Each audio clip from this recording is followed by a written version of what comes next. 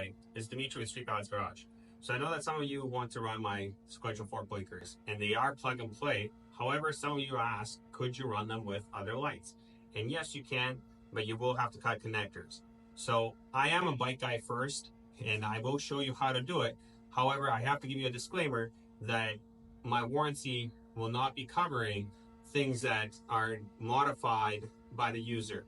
If there is certain issues, always feel free to shoot me a DM or a message or an email, and I can see if I can work something out. However, if you are modifying your stuff and you do mess it up, it is not on me because everything we make is plug and play. However, if you want to look like this, as some of you have asked, to have both the fork blinkers and have bar ends or something such as this, I'm all for it, and I can show you how to do it. But remember, the warranty may not be applicable. All right, next, isolate the connector to the side that you want to work on. So right now we are working on what is my left side, and I have my secondary motogadget blinker that I want to ensure that it is the correct one working. All right, so we got left, and I have my left sequential fork blinker. So now we're going to have to cut off the wires and make one connector that is joint, that is having both of these run in parallel. So let's do that now. Shut off the bike to ensure that you don't short anything else out. All right, what we're going to do next, and this is kind of the point of no return for some of you, but everything is always fixable. But we make these plug and play. As you can see, there's a connector. We are going to have to cut it off, and then we're going to reuse by splicing into it so we can power everything together, powering the moto gadgets at the sides and powering the sequential lights at the beginning. We don't leave a lot of wire, as these are, again, not intended for being done like this. But if you want to, you can peel back the shrink wrap here, give yourself a little more wire, and then as we're going to cut it off, we're going to splice things in. So first I'm going to cut back the shrink wrap just a wee bit, just so I can expose a little more wire for myself. Shrink wrap has come off, and now we have exposed a little more wire, and now I'm going to cut it at about the halfway mark so that I have enough room to strip it on both ends. So I'm going to do this next. Ensure your bike is off so you don't blow a fuse while doing this. So about halfway. All right, I've cut it off. All right, now we are going to strip the wiring back a little bit so that we have exposed wire, and we're going to do the same thing on both ends. Now with the wire stripped, we will in addition strip the wiring on our moto gadget ones. Now at this point, all you need to do is just run them in parallel to each other and ensure that everything works.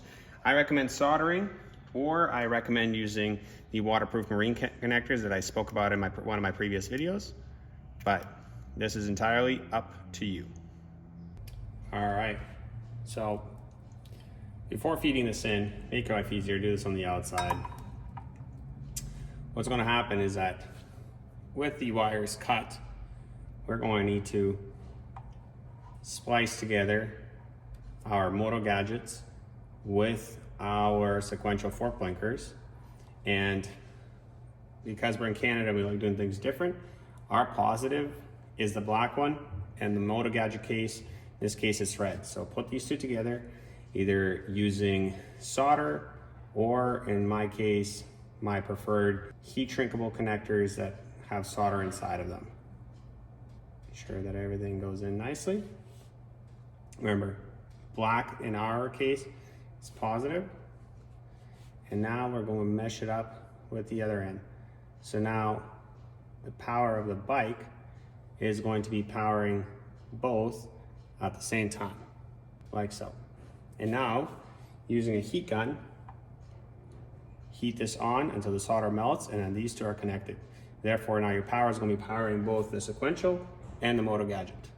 Let me heat it on. Now let's do the other side. So on our sequential ones, the brown is negative, which now we're going to have to bridge with the black from motogadget or whatever negative is on the additional lights you want to run. So again, on our sequential lights, the brown is negative because in Canada we like doing things differently. So now let's put on some connectors.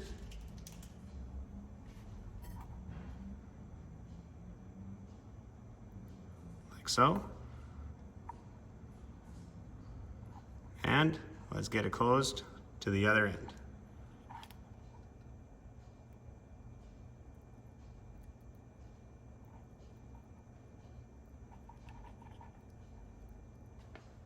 And now let's heat it on. Now with the two lights running in parallel, so I have my motogadget and my Streetpilots Sequential fork blinkers powering off of one connector. Let's plug it back in and test. Now with everything properly reconnected, it's time to test. Make sure that everything's plugged in. Power it on.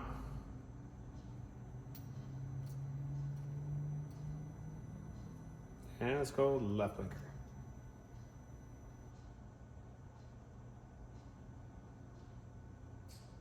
Everything works. Now with everything done on one side, do the same thing on the other side, and do a nice wire tuck, and you're good to go.